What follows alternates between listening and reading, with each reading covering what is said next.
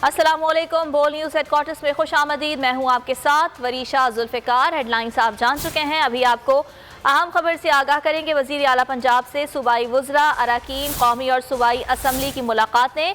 माजी में नुमाइशी मनसूबे शुरू करके कौमी ख़जाना लूटा गया। उस्मान बुज़दार ने मुलाकात में ऐसा कहा।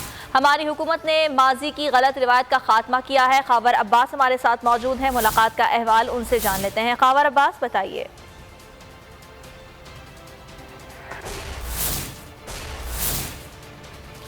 आपको आगाह कर रहे हैं कि उस्मान बुज़दार से अहम मुलाकात की गई है और उस मुलाकात के हवाले से आपको ये बताएं कि वज़ीर आला पंजाब से सूबाई वज़रा, अरकान कौमी और सूबाई असम्बली ने मुलाकातें की हैं। इस मौके पर उस्मान बुज़दार ने यह कहा कि माजी में नुमाइशी मनसूबे शुरू करके कौमी ख़जाने को लूटा गया।